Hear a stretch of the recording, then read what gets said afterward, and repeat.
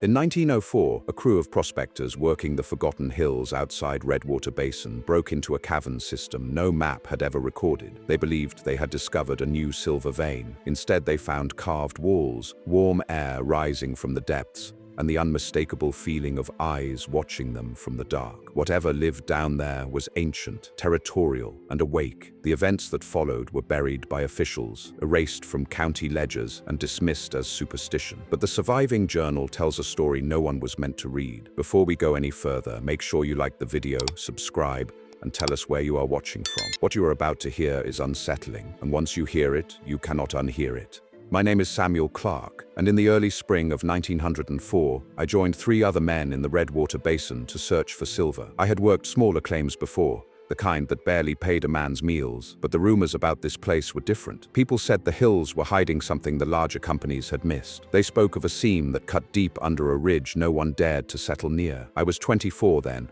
hungry for luck, and blind enough to believe any story that promised a better life. The other men were older and far less eager. Burke was thick through the shoulders and wore a pale scar across his jaw that twisted when he spoke. He had mined in Colorado and Montana and claimed he knew the sound of good rock better than any engineer. Hollis was quieter. He kept a small notebook tucked inside his vest and wrote in it every evening without looking up. No one ever asked what he wrote down. Tate was the last of us. He was lean, sharp in the face, and had a way of staring at things as if he was weighing their value in his mind. We pitched camp near a long, narrow ridge that split the basin in two. The locals, especially the Shoshone families, made wide circles around that ridge. They would stop talking the moment it came into view. When Tate asked an elder why, the man only raised his hand and said the earth beneath that place carried old memories. He told us the ridge should remain untouched. Burke laughed at that and said fear was a luxury for people without claims to work. We started digging at first light the next morning. The soil near the ridge felt strange under the pick, almost hollow. The sound did not echo like it should have. It was as if the ground swallowed the noise. Burke brushed it off and said the basin was full of odd geology. Still, none of us liked the way the air tasted. It was dry in a way that made the tongue feel coated, like the wind carried dust from deep underground instead of the surface. By midday of our second day,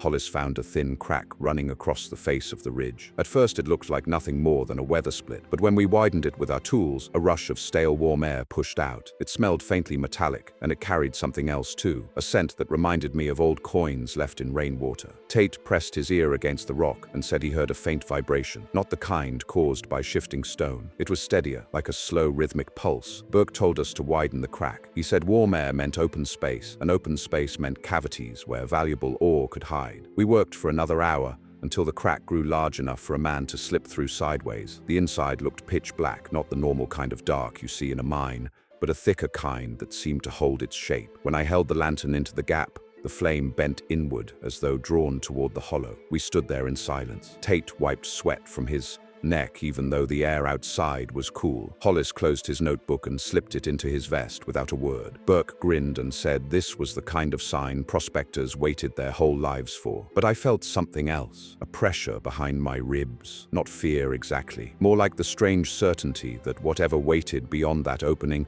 had been there long before us, and it might not welcome company. Still, as the youngest, I was the first one told to go inside. Burke said my lantern was the brightest, and that I was the narrowest of the 4 of us, so I should go first. That was the way he framed it. It sounded almost like a compliment. Tate handed me a length of rope and told me to tie it around my waist. He said it was only a precaution, but his hands shook a little when he pulled the knot tight. Hollis watched the whole thing without speaking, his fingers resting lightly on the spine of his notebook inside his vest. I took a breath that did not feel steady and turned sideways into the gap. The stone scraped my shoulders and hips as I slid through. The lantern flame bent ahead of me, drawn by the draft that flowed out of the darkness. The air grew warmer with each inch I pushed forward. It smelled old and used, like air that had been breathed many times before and never fully released. When my boots finally stepped clear of the opening, I stood in a low chamber, just tall enough for me to keep my head bowed. The ceiling hung close, and the lantern light painted it in soft orange curves. I called back that I was through. My voice sounded softer than I expected, like the chamber swallowed sound instead of echoing it. I lifted the lantern and turned in a slow circle. The walls did not look like natural breaks. They were too smooth in some places and too sharply angled in others. I had worked in enough shafts to tell the difference between rough-cut rock and shaped stone. Here, the surface showed long, shallow tool marks, each one overlapping the next in deliberate rows. The pattern was not the pattern a man would leave with a pick or a shovel. It was too fine, like many narrow edges had scraped the wall together over a long time. A moment later, Tate squeezed through behind me, then Hollis, and finally Burke, grunting as his shoulders brushed hard against the stone. Once we were all inside, Burke told me to walk the perimeter. He wanted to know how large the space was. I took a slow lap around the chamber, counting my steps in my head even though I did not say the number out loud. The floor felt packed and strangely even, with shallow troughs worn into it like something had passed through many times along the same lines. Near one curve of the wall, my boot caught against a raised edge. I lowered the lantern and saw a narrow groove carved into the stone, running up from the floor almost to my chest. There were several of them, all spaced roughly the width of my hand apart. At the base of one groove lay a small pile of pale fragments. I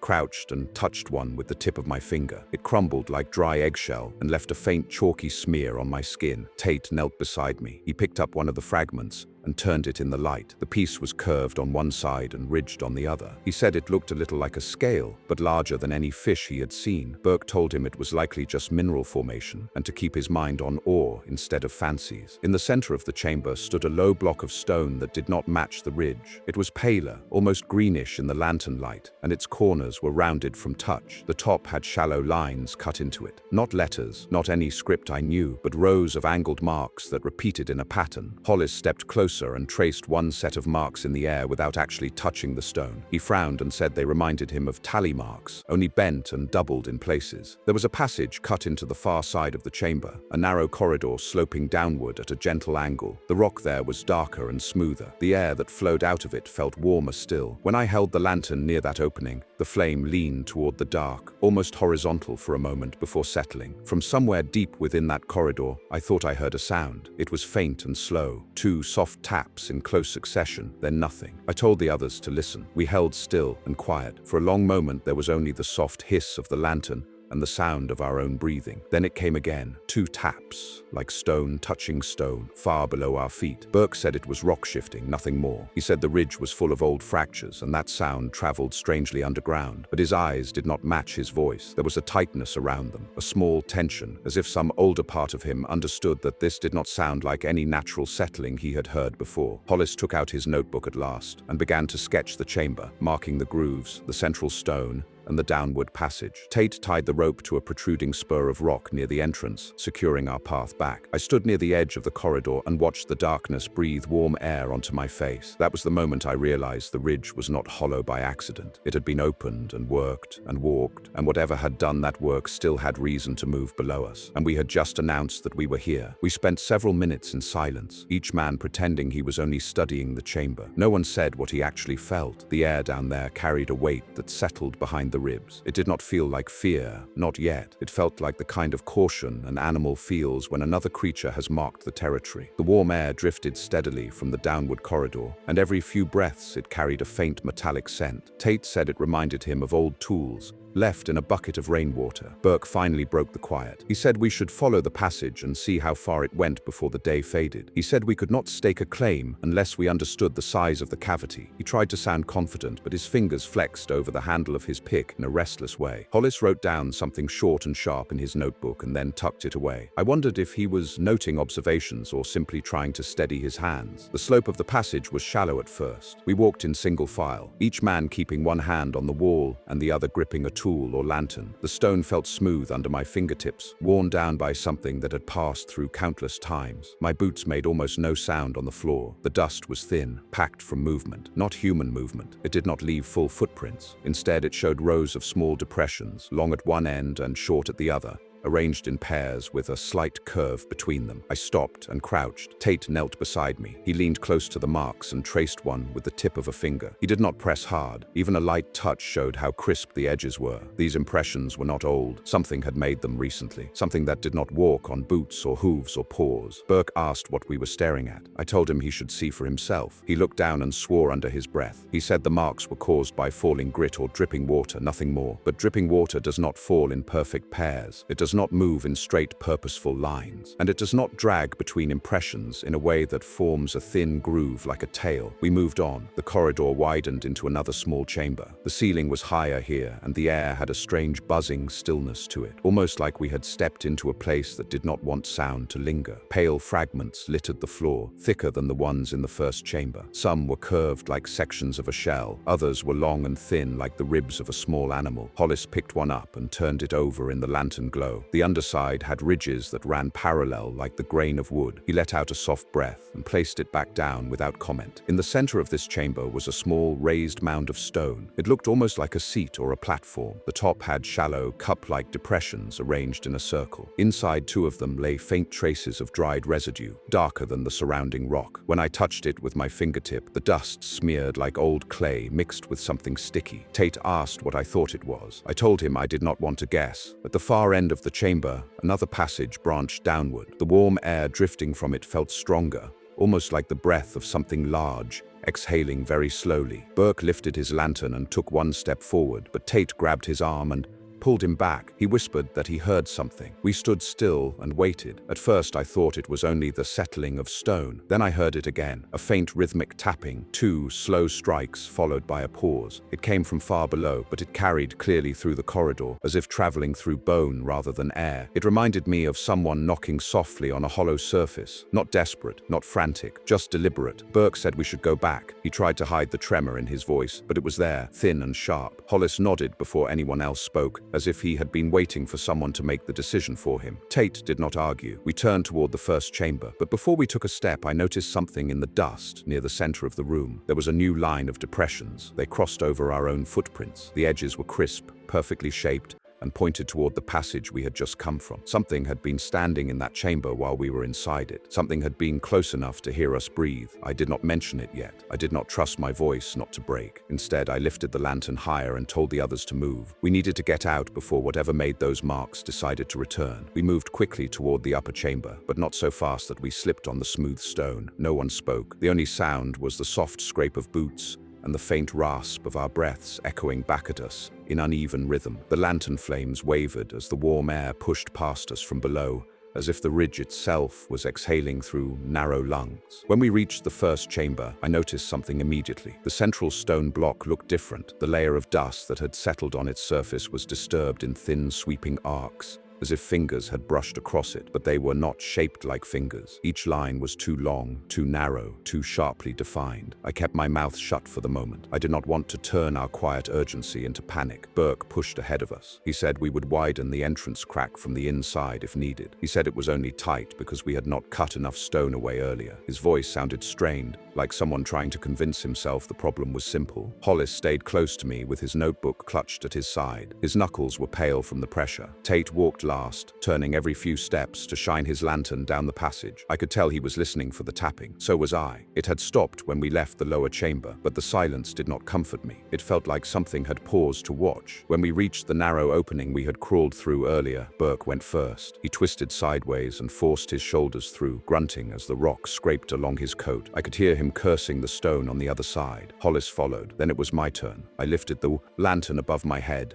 tied it to my belt with the rope Tate held, and pressed into the gap. My left shoulder scraped hard against the rock. The lantern flame fluttered dangerously close to the wick. I pushed out a slow breath and eased forward until I felt my boots touch open ground. I stepped clear and turned back to grab the rope so Tate could follow. That was when I heard Tate whisper my name. It was not loud. It was not panicked. It was the kind of whisper a man uses when he wants someone to freeze without asking questions. I held still. My lantern cast a narrow beam through the crack. Tate remained inside the chamber. His lantern held low. His eyes were not on me. They were fixed on the far wall. I asked him softly what he saw. He raised one finger, not to point, but to tell me to be silent. For several long breaths, we listened. At first, there was nothing. Then a faint scrape dragged across the stone floor. The sound was slow, deliberate, and wrong. Not like a boot, not like an animal paw. It was smooth, almost gliding, followed by a soft tapping, as if something with a narrow tip touched the ground between each movement. Hollis whispered from behind Tate and asked if something had returned to the chamber. chamber. His voice cracked despite how quietly he spoke. The scraping stopped. Then came another sound, softer, higher, a quick flicking noise, like scales brushing against stone. It came from the dark corner near the downward passage. The lantern light did not reach far enough to show what made it. Burke shouted from outside the crack,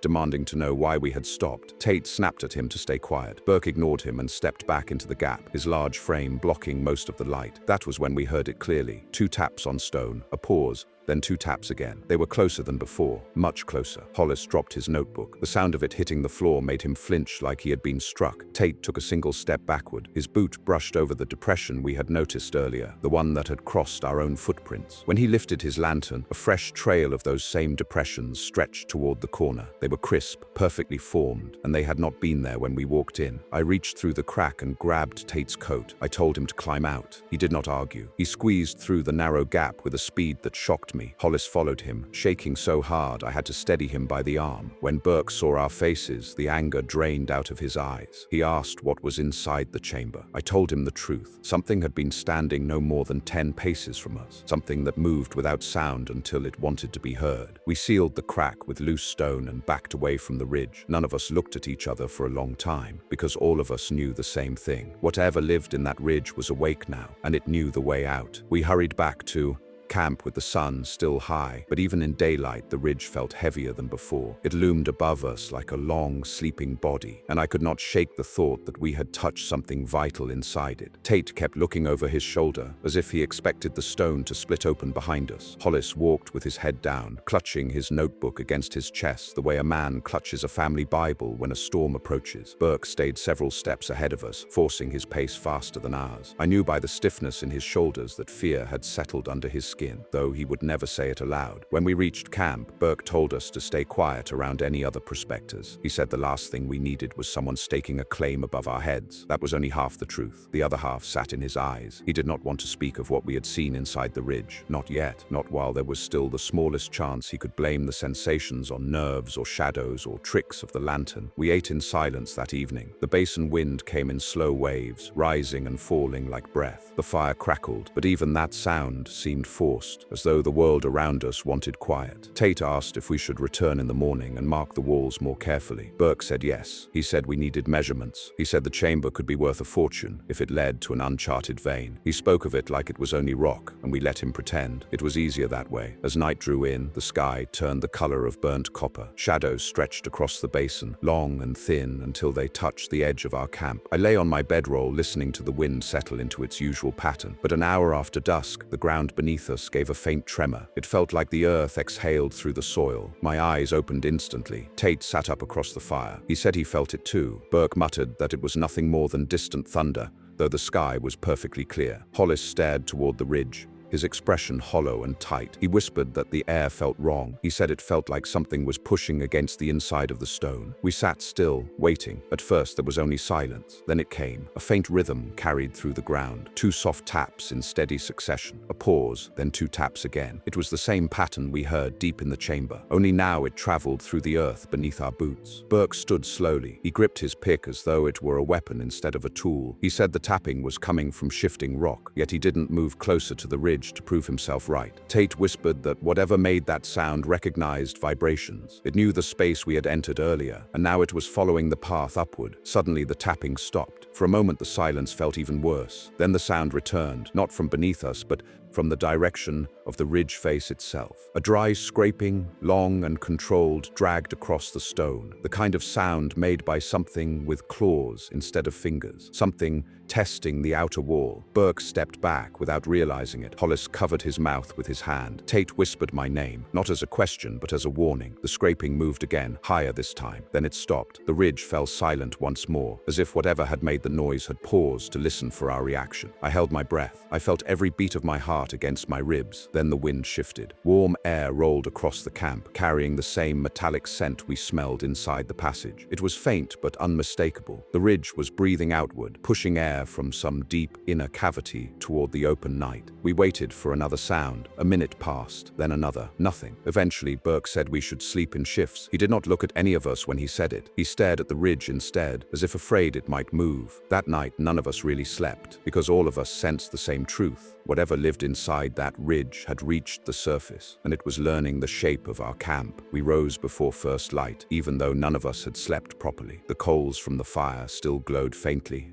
and the air felt strange. It was colder on my skin, yet the ground held a lingering warmth, as if the ridge had pushed heat into the basin during the night. The sky was a pale grey band over the horizon, and the outline of the ridge sat dark and patient against it. Burke was already on his feet when I sat up. He stood near the edge of camp with his pick resting against his shoulder. He stared toward the ridge with his jaw clenched tight. Tate poured coffee with hands that trembled just enough to make the tin cup rattle. Hollis sat still, his notebook open on his lap, but he had not written a single word. I was the first to notice the marks in the dirt. They circled our fire, spaced in careful intervals. At first glance, they looked like delicate scratches in the dust, nothing more. But when I knelt and brushed away the loose grit, the shapes became clear. Each impression was narrow at one end and wider at the other, like an elongated teardrop, with faint ridges along the sides. They ran in pairs, left and right, in lines that formed a ring around our sleeping place. I called the others over without touching the marks further. Tate crouched beside me and swore under his breath. Hollis lowered his notebook and stared. Burke did not speak at all. He only set his jaw harder and stepped back, as if refusing to give the ground the satisfaction of seeing his fear. None of us had boots shaped like that. No animal I knew left prints in such even, deliberate patterns. The worst part was this: the ring of impressions never crossed our bedrolls. It wrapped around them, careful and complete, without a single step taken too close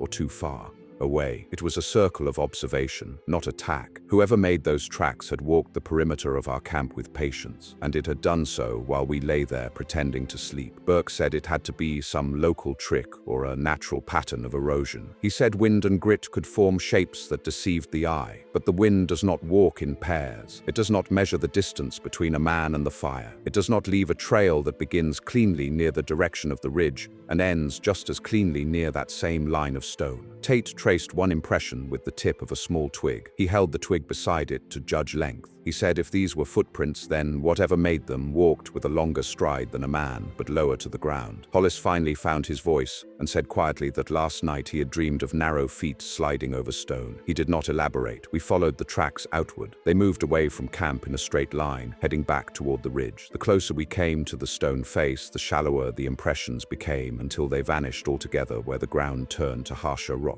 There were no prints where human boots would have left even the faintest scuff. It was as if the creature that made them belonged more to stone than to soil. Burke stopped us at the base of the ridge. He said we had two choices. We could pack up and leave, or we could go back into the chambers and map them properly before any other crew arrived. His eyes flicked between us in quick glances. He did not need to spell out what leaving would mean. Months of work with nothing to show for it. No claim, no proof that we had ever been more than another group of hungry men chasing rumors. Tate looked at the crack we had sealed the day before. Loose stones lay piled against the opening, but warm air still seeped through the gaps between them. It smelled stronger now, not only metallic, but edged with something sharper, a scent like reptile musk and wet mineral. Hollis closed his notebook and slipped it back into his vest. He said if we went inside again, we needed to mark every turn and every chamber. He suggested we bring extra oil for the lanterns and more rope. He did not say that he was afraid, but I heard it in the way his voice thinned at the end of each sentence. I felt torn clean down the middle. One part of me wanted to run until the ridge was only a memory on the horizon. Another part could not ignore the pull of that hollow space beneath us. It was not greed alone. It was something deeper, a sense that we had stepped onto the edge of a truth that did not belong in ordinary life, and if we turned away now, we would never know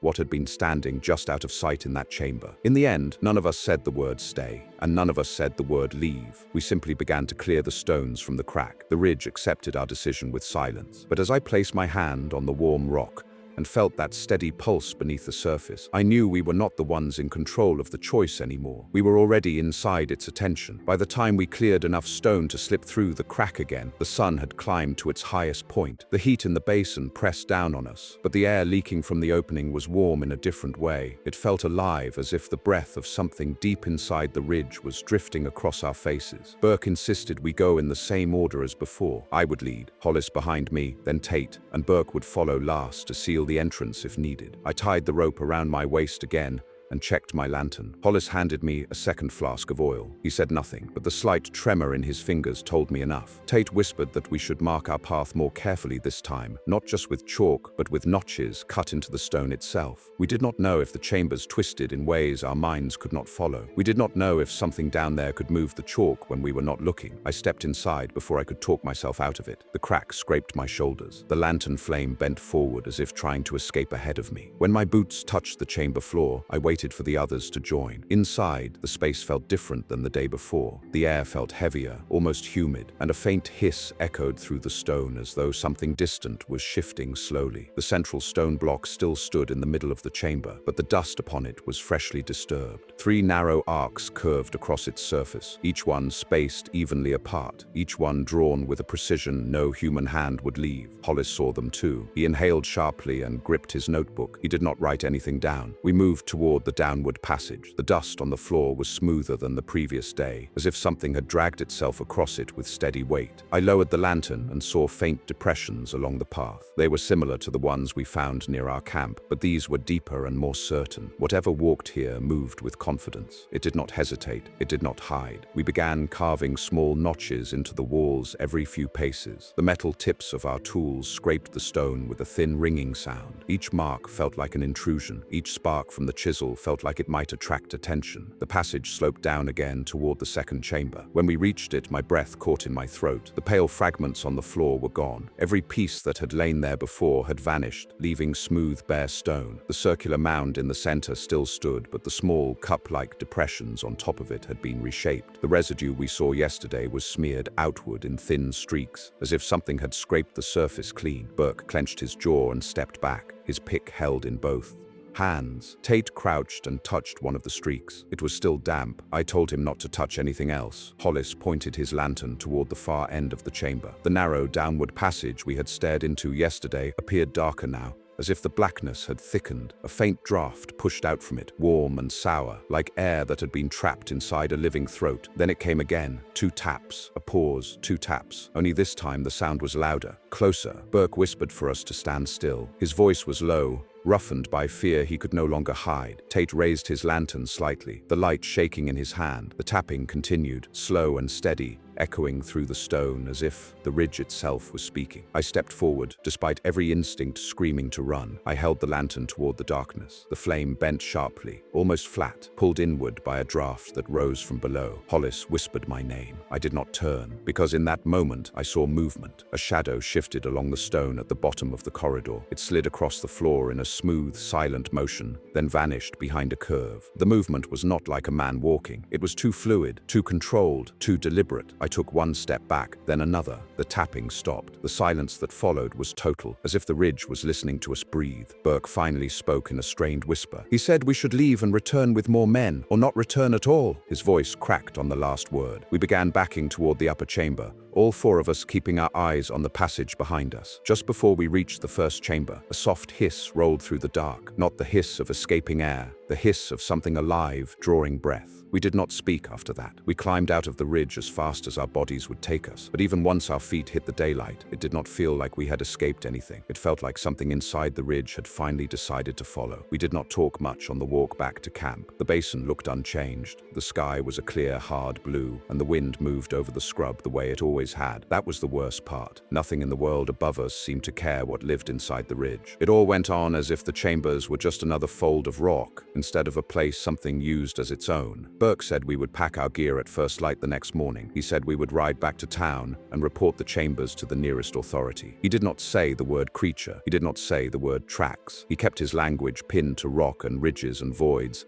as if human words could make the thing we had sensed underground fit into a box. Tate did not argue with him. Hollis only nodded and opened his notebook again. He wrote for a long time in a tight, small script. I watched the movement of his pencil. His hand shook enough that the lines wavered. The Sun slid down toward the horizon. Shadows stretched across the basin until the ridge became a black tooth against the dim sky. We built our fire higher than usual that night. The flames snapped and sent sparks into the air. Burke said the extra wood was to keep us warm. None of us were cold. We were all listening. For a while there was only the normal sound of night in the basin, the distant call of some bird settling, the whisper of wind where it crossed the rock, the faint click of cooling metal as the coffee pot shifted on the grate. Then the ground trembled. It was a faint thing, more felt in the bones than seen. The coffee in my tin cup quivered once. Tate set his tin down and looked toward the ridge. Hollis closed his notebook and held it against his chest, as though he feared the pages might fly away. Burke tightened his grip on his pick. The first sound came like before, 2 soft taps, steady and measured. They rose through the earth beneath us, then faded. A pause followed, long enough that some part of me hoped it had been a memory in my own head. Then the scraping started. It moved under the ground between camp and the ridge, slow, deliberate, like something dragging its weight along a tunnel that ran just below the surface. The sound passed beneath us and then circled, as if it was tracing the edge of our camp, the same way the tracks had that morning. The fire threw light only so far. Beyond that circle, everything turned to shifting shadow. I stared at the place where the flickering glow met the dark. My heart beat so hard, I felt it in my throat. The scraping stopped. The silence that followed felt thick, as if the air itself was listening. Then a shape moved at the edge of the firelight. At first I thought it was a trick of the flame, a taller shadow among the smaller ones, swaying with the same rhythm. But this one did not match the wind. It held still for a long heartbeat, then leaned forward. I saw skin first, pale green, almost the color of old copper roofs turned by weather. It looked dry, not slick, with a pattern of overlapping scales that caught the light in dull rows. The shape was low to the ground at first, limbs bent, then it rose. It stood upright, taller than a man by at least a head, shoulders narrow but long, arms hanging slightly away from its sides, as if the joints bent differently than ours. Its head was wedge-shaped. The eyes were set farther apart than any human's, large and dark and lidless. When it turned them toward the fire, the pupils did not shine. They swallowed the light. Hollis made a sound low in his throat and choked it back. Tate whispered something that sounded like a prayer. Burke did not move at all. The mouth of the thing opened a little. I saw small teeth, many of them, fine and pointed, set in neat rows. It did not snarl. It did not bear them in threat. It simply parted its jaws as if tasting the air. Its hands were the worst. They were long and narrow, each finger ending in a curved black claw that looked more like a tool than a weapon. The fingers flexed once in slow sequence, as if stretching after a long rest. It took one step toward us. The footprints it left were the same shape we had seen in the dust around our fire. Only now I watched them form in the soft earth, narrow at one end, wide at the other, ridged along the sides from scaled skin. Burke finally reacted. He lifted his pick with both hands. The creature stopped. It tilted its head a fraction, like a man studying a strange machine. Its throat moved with a slow swallow. Then it gave a single short hiss, not loud, not a roar, a thin, dry sound like air forced through tight stone. From the darkness beyond the firelight, another hiss answered, and another. We realized then that the one we were staring at was not alone. It was only the first that chose to step into the circle. The creature stood inside the glow of our fire, as if testing the boundary between our world and its own. Behind it, just beyond the reach of the flame, other shapes shifted in the dark. They were not clearly visible, but their silhouettes moved slowly, in measured rhythm, as if they were waiting for something unseen to signal the next step. The night air thickened around us. Every breath felt like it had weight. Burke still held his pick in front of him. His shoulders trembled, but his grip tightened rather than loosened. Tate moved closer to me, without taking his eyes off the creature. He whispered that we should not make sudden movements. I felt Hollis press against my back slightly, like he was trying to hide behind my shadow. The creature tilted its head again. Its eyes never blinked. They simply fixed on each of us in slow turns, studying, measuring. The mouth opened a fraction wider. A faint clicking sound came from deep inside its throat, a sound that did not belong to any living thing I had ever heard above ground. Then it took another step toward our fire. This time it did not stop. Burke shouted at it to get back. His voice cracked in a way I had never heard from him. The creature reacted, but not the way a man or an animal would. It did not flinch. Instead, it turned its head slightly to one side, the same way a person might shift to understand the tone rather than the words. The jaw flexed, the throat swelled, and the clicking stopped. The scraping from the darkness grew louder. 2 more shapes slid into faint visibility. Their bodies were low, almost gliding along the earth before they rose into upright stance. Their movements were too smooth, too precise, as if every muscle was controlled by separate intention. These were not frenzied beasts, they were deliberate creatures with patience. The nearest one hissed again. This time it was answered not by one voice but by several. The darkness behind the firelight pulsed with shifting silhouettes. The sound rose in repeating intervals, a steady cadence that echoed the tapping we heard inside the chambers. Not random, not instinctive. Structured, Hollis whispered that they were communicating. The creature closest to us extended one arm. The claws were long and curved, not raised to strike but held out, hovering slightly above the ground. It took another step forward. That broke us. Burke swung his pick in a wide arc. The metal head whistled through the air and clipped the creature's arm. The blow did not land the way a strike should. It hit something hard beneath the scales. The creature jerked back, but not out of pain, more like a reflexive adjustment. A thin line appeared where the tool struck, dark and shallow, barely enough to draw anything that resembled blood. The creature looked down at the mark, then it looked up again. Its chest expanded. The sound that came next was not a hiss, not a click, not anything I could tie to human or animal. It was a low tremor, the same deep resonance we had heard in the ridge. A warning. The circle of shapes shifted. One moved left, one moved right, two more stepped forward,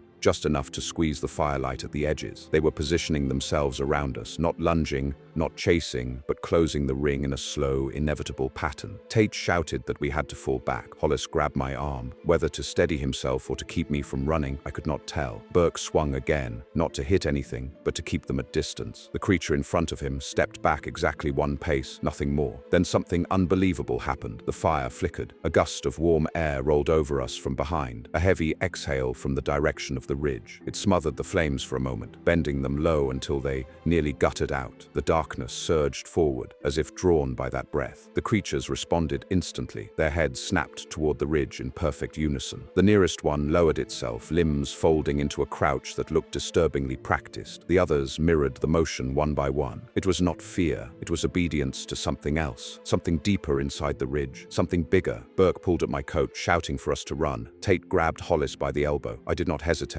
We backed away from the fire as fast as we could without turning our backs to the creatures. The ring of figures did not follow. They watched. Their eyes glowed faintly in the dying firelight, reflecting nothing, swallowing everything. Only when we reached the far edge of camp did they finally move. Not toward us, not toward the fire. They turned toward the ridge, and they began to walk home, one measured step at a time. We did not sleep after the creatures returned to the ridge. None of us even lay down. We stayed on the far edge of camp, where the last scraps of moonlight reached the ground. The fire had burned low, the embers pulsing weakly, but none of us dared build it higher. The warm gust from the ridge still lingered in the air. It felt like standing inside someone else's breath. Burke paced, back and forth with short, rigid steps. He kept wiping his palms against his trousers, as if sweat alone was something he could scrub away. Tate sat with his back pressed against a crate of supplies, eyes fixed on the dark silhouette of the ridge. Hollis did nothing but clutch his notebook. His knuckles were white, and his lips moved silently, as if he were reciting something to himself. I felt the silence more than I heard it. Even the insects and night birds had gone still. The basin, normally restless with life, had turned into a hollow bowl of dust and waiting. Then the tapping began. It started deep, so deep I felt it through the soles of my boots before I heard it. 2 taps, a pause, then 2 more. The pattern echoed upward through the stone. I could tell the creatures were not far underground anymore. They had returned to whatever passages ran beneath the slope, and now they were speaking through the earth in deliberate rhythm. Hollis whispered that the pattern had changed. He said the spacing between the taps was slightly shorter, as if whatever was making them was moving with purpose rather than curiosity. He wrote something down with a trembling hand and shut the notebook again. Burke cursed softly under his breath. He said we should leave now, right this moment, while we still had the strength to carry what we needed. But the ridge was between us and the trail. We would have to circle around it, and none of us wanted to walk near the stone face after what we had seen. The tapping grew louder, then it stopped. The silence that followed felt stretched, unnatural, like a held breath before a blow. A scraping sound replaced it, not the slow dragging we heard earlier in the night. This was different, faster, erratic, as if something large was moving along a corridor with urgency. Burke stiffened. Tate reached blindly for the small knife he carried. Hollis pressed himself deeper into the crate behind him. The scraping ceased suddenly, cut short in the middle of a movement. Then a new sound came, a long, low groan of stone shifting beneath weight, followed by a muffled thud, then another. Tate whispered that something was climbing. Burke raised the lantern he had kept at his feet. The flame trembled in a thin, wavering line. He took a few cautious steps forward,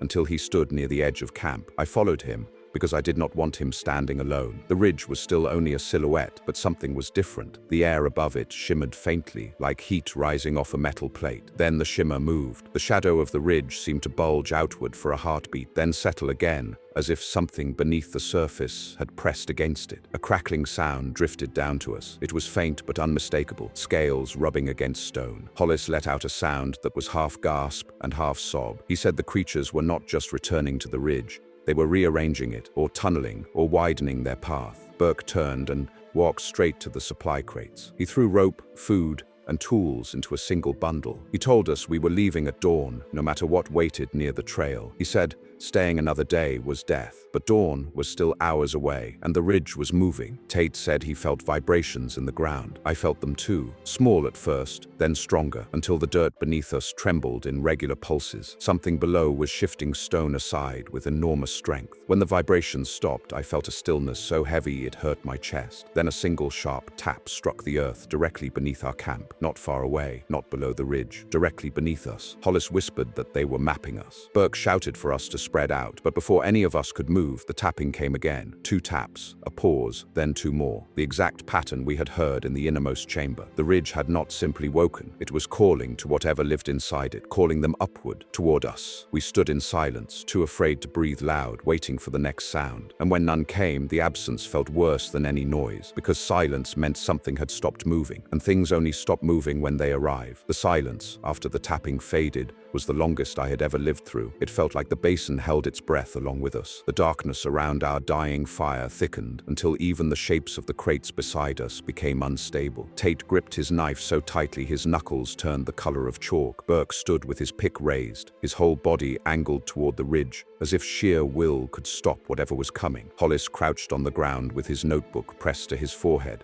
whispering words I could not hear. Then the ground beneath our feet shifted, not a tremble, a lift. The dirt under the center of camp rose almost the width of my hand, slow at first and then faster. The movement was not the result of an earthquake. It was too precise, too localized. Something was pushing upward. Burke shouted for us to move. We scattered, stumbling backward into the darkness beyond the fire's edge. Just as we cleared the small raised mound of earth, the ground split, not in a jagged line, clean, straight. A thin crack opened, releasing a puff of hot, stale air that smelled of stone and reptile musk. Hollis screamed. A scaled hand emerged from the crack. It was long and narrow, the skin pale with faint green ripples, the claws curved and black, each one the length of my smallest finger. The hand gripped the broken soil with deliberate strength. Another hand appeared beside it. The crack widened. Dirt fell inward in a soft cascade. A head rose. The creature pulled itself upward with a slow, controlled motion. Its eyes found us instantly. There was no confusion in them, no hesitation. It knew exactly who we were. It had known since the moment we entered the ridge. Behind me, Tate whispered that we had to get to the